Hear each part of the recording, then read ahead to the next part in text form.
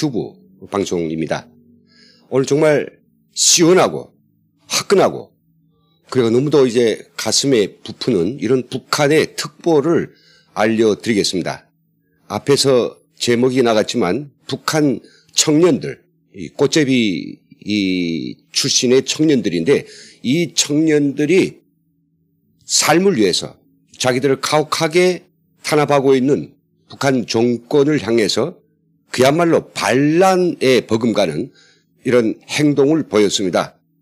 이게 이들이 이제 이 일이 한 지방에서 일어난 일인데 이게 지금 전국에 있는 같은 이 처지의 청년들, 꽃제비 청년들한테 급파되면서 곳곳에서 굉장히 여기저기에 이 반란이 이제 확산될 그런 조짐을 보여서 가지고 이 북한 당국이 초비상에 들어간 이런 그 사실이 드늦게나마 전해 왔습니다. 북한 내부 소식통이 보내온 이 소식 어떤 건지 너무 정말 오랜만에 후련한 정말 기다리던 이 소식이 전해 와가지고 함께 그 이야기를 전해 드리려고 합니다. 자료를 보겠습니다.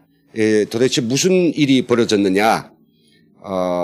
제가 북한 내부 소식통을 통해서 들은 바에 하면 지난 달 12월이죠. 12월 20일 날에 함흥시 경기장에서 청년 2명에 대한 총살 그리고 7명은 30년 징역을 처하는 그런 어마어마한 공포 그 시범게임이라고 하는 것이 벌어졌는데요. 그들이 제명은 무엇이었냐면 이 9명이 함흥에 있는 이 동부철도 총국의 조차장을 습격해서 그 군수물자를 이제 약탈을 했습니다. 그들도 먹고 살려고 하니까 이제 약탈을 했겠죠. 근데 그 약탈이 뭐냐면 군수물자인데 군수물자에서도 식량과 휘발유였다고 합니다. 잘 팔리고 또 그리고 이동도 쉽고 하니까 아마 여러 가지 이 물자 가운데서 이걸 선택한 것 같은데요. 참고로 함흥에 있는 조차장은요, 그 함흥에 있다 보니까 동서해안 그리고 남북 이 사이에 있기 때문에 여기로 막 가는 모든 이제 그 물자들, 이 철도로 통하는 모든 이 물자들 다 여기서 이 조차장이라고 하는 차갈이 하는 이곳에서 서로 편성이 만들어지고요. 이렇게 저렇게 이제 그 행선지로 바꿔서 가게 됩니다. 바로 여기에는 북한 군에 보급되는 보급 물자들, 특히 이 훈련용 동기훈련이 시작되면서 많은 훈련용 물자들이 이제 실내 이걸 갖다가 이제 10명의 청년들이 습격한 거죠. 여기서 이제 일단 잡혔습니다. 이게 뭐 그냥 북한도 수사가 그렇게 바보는 아니니까 아마 12월 초에 벌어진 이 사건이 빨리 이제 잡혀가지고 20일에는 함흥시 경기장이 거의 한 적어도 10,000명 정도는 들어가는 그런 경기장이 큰 거 있는데 거기다 다 모여놓고 너희들 똑똑히 보라. 군수물자를 손대는 자, 장군님 군대에 뭐 이런 보급물자를 훔치는 자는 이렇게 처형하고 그리고 죽을 때까지 못 나온다. 이걸 아마 보여주기 위해서 했습니다. 뭐 당연히 북한이 하는 거니까 했겠죠. 했는데 바로 그 다음에 정말 예상하지 못한 행동이 있었답니다.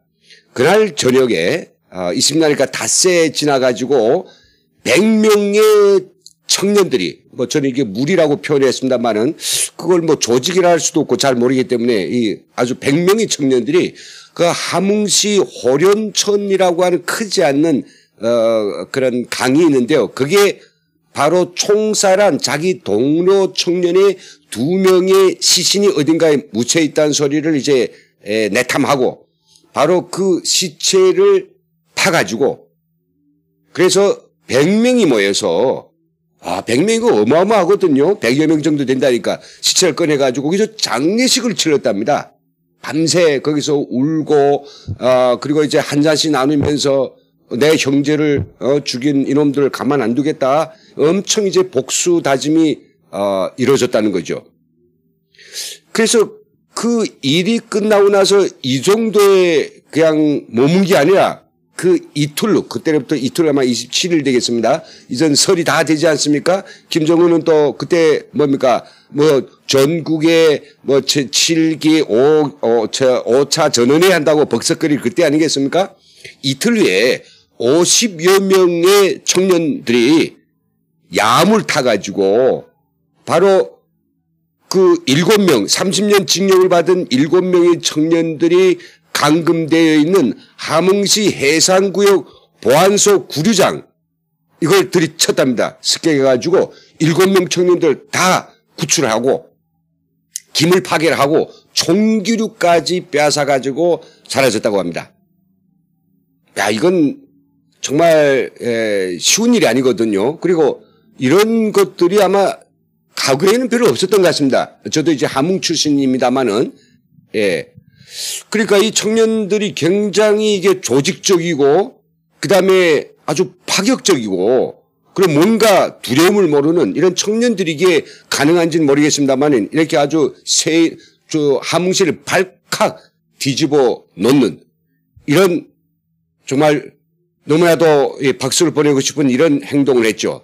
그러자 이게 그 당 전원회의 기간 동안에 김정일한테까지 보고돼 가지고 다음날 즉시 중앙수사그룹바가 내려오고 관련자를 색출하고 체포하려 했지만은 이들을 어찌나 이제 애국용화를 많이 보고했는지 복면을 쓰고 전체 인원이 들어와 가지고 아주 민첩하게 얼마 안 되는 동안에 와가지고 구리장에 들어가서 개원들을 묶어대고 다 한바탕 두드려 놓고 꼼짝 못하게 입 다 자갈 채우고 이렇게 나왔으니까 이거 찾기 대단히 어려워서 지금 아직도 오리무중에 있는 걸로 이렇게 전해왔습니다. 물론 북한이 언젠가는 잡겠죠. 그래서 지금 이 수사그룹바는 이들이 분명 필경 중국으로 탈출할 것이다. 이게 예상돼 가지고 국경경비 특히 저게 함흥하고 가까운 거기서 나와가지고 덕성 쪽으로 산을 타면 신갈이라는 데를 통해서 바로 김정숙군 즉 중국 국경으로 가까이 접근할 수 있습니다. 그래 그 짝에다가 완벽하게 국경경비를 2중 3중 치고 있고 이들을 무조건 잡으라고 하는 이런 김정은의 특별명령이 떨어져 가지고 그러지 않아도 요즘 북한에서 이제 이 사람들을 구출하려는 이런 브로커들이 말이하면 좀 이상하게 국경경비가 심해가지고 사람들이 나오기 어렵다라고 이야기하더라고요. 어제 제가 이야기했죠.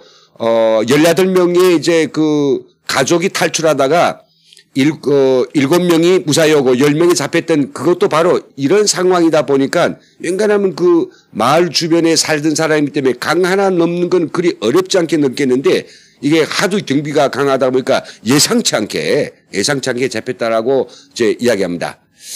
자, 그러면 여기서 우리가 군수물자를 습격하고 그리고 또 그 자기 동료들 가운데서 처형된 그를 반드시 찾아서 장례질식으로 복수를 다짐하고 그리고 끝끝내 자기 동료들 다 그 경찰의 그 보안소에서 빼앗아 가지고 그들과 함께 구출하려고 목숨을 내댄 이 청년들 도대체 누구들일까?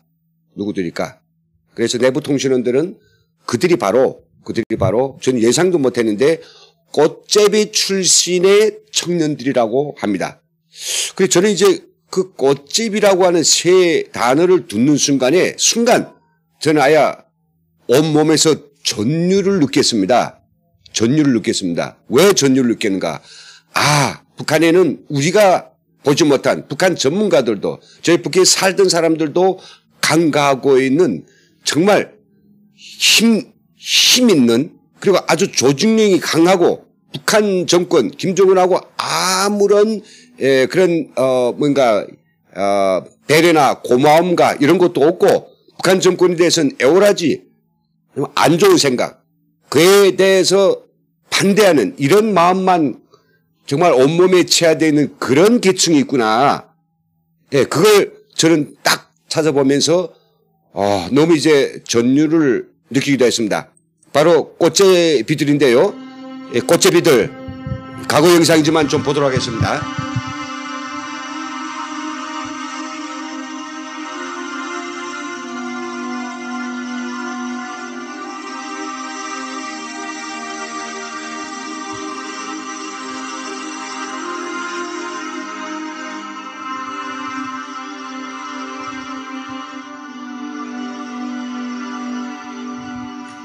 예, 이 꽃제비들을 한데 모아놓는 이게 꽃제비 수용소거든요.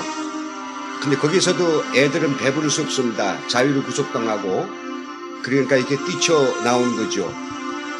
그들이 주로 운신하고 있는 것은 시장이라든지 사람들이 많이 붐비는 역전 이런 데로 이제 운집해 있는데 부모가 없다 보니까 부모도 없는 그 속에서 그들이 살아남자고 하면 결국은 서로가 의지할 수밖에 없는 거죠.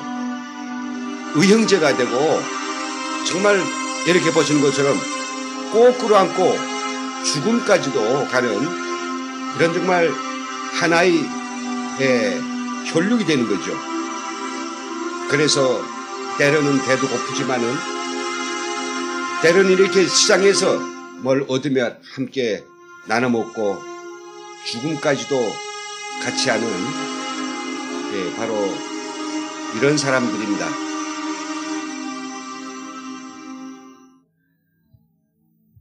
이제 그 꽃제비들 영상을 보셨는데 근데 여러분 바로 그 꽃제비들이 언제 생겨났습니까? 꽃제비들과 아시겠는지 모르겠습니다만은 이 고난의 행군 시기에 바로 꽃제비들이 처음으로 발생했습니다.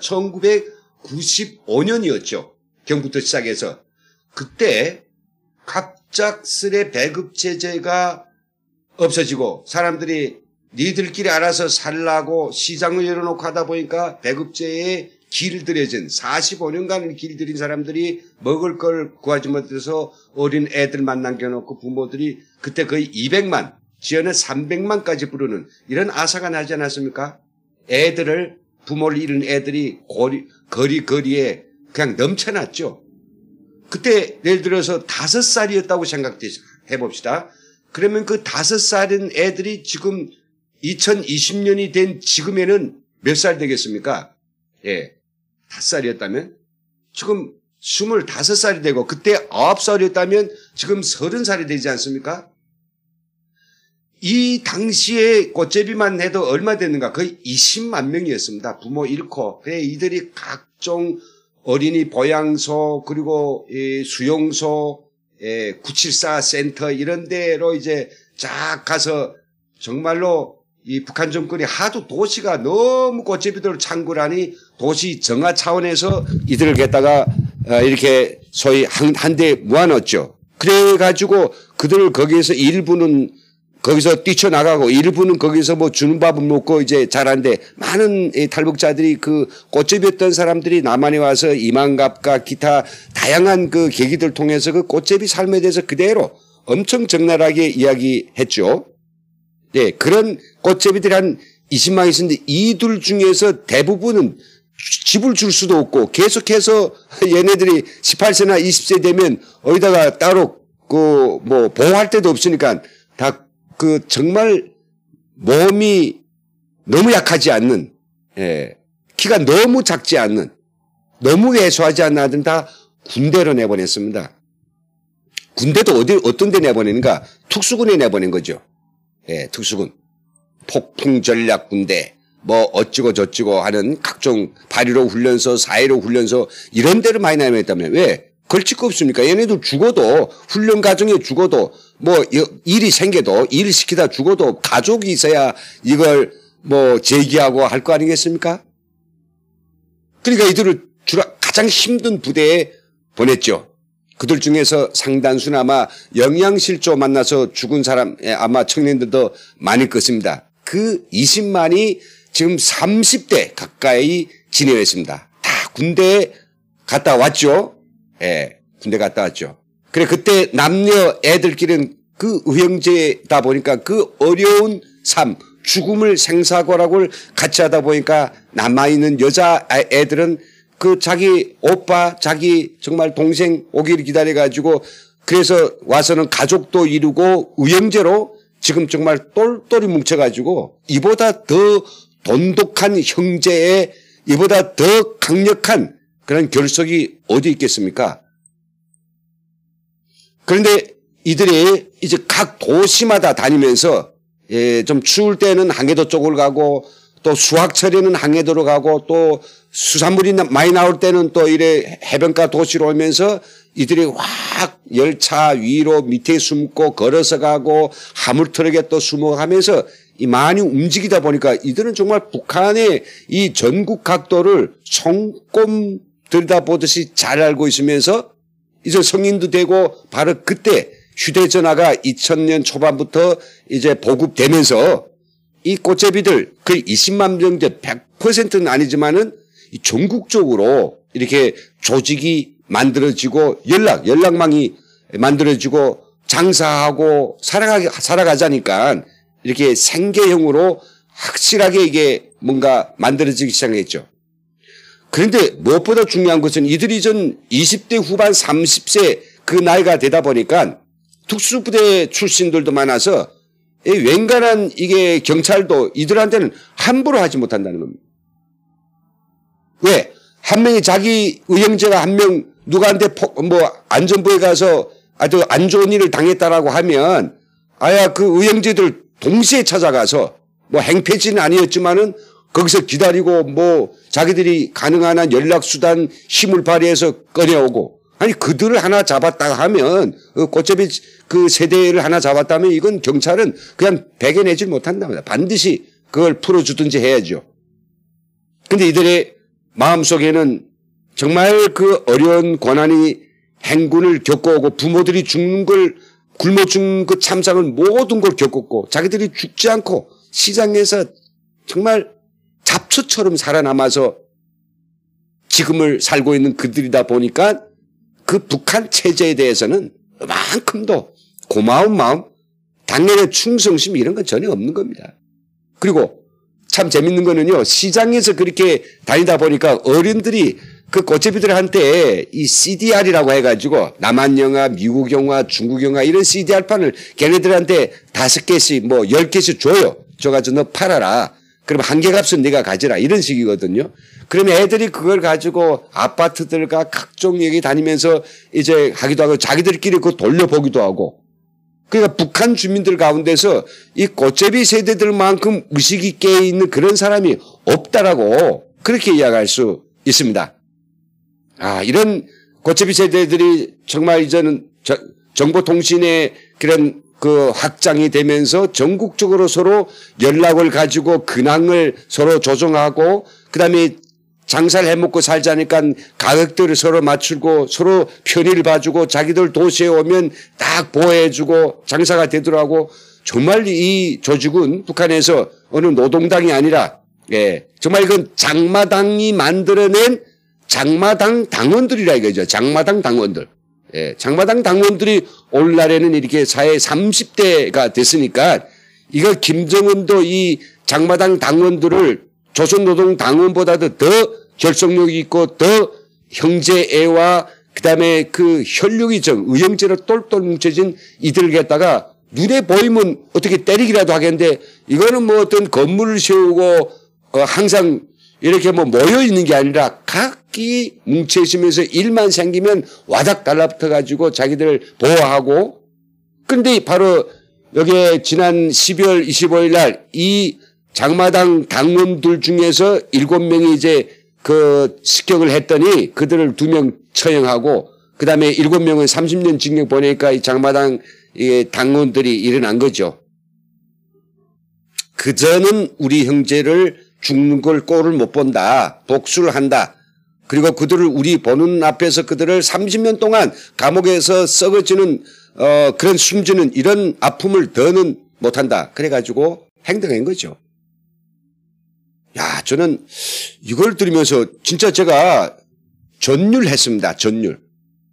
북한은 국제사회가 보지 못하는 북한의 남한의 어떤 북한 전문가도 보지 못하는 탈북자들도 간과하고 있는 그런 반정부적인 꼭 반정부라기 하기보다는 정부의 반항적인 이런 단단한 세력, 확실한 세력 이런 것들이 있구나.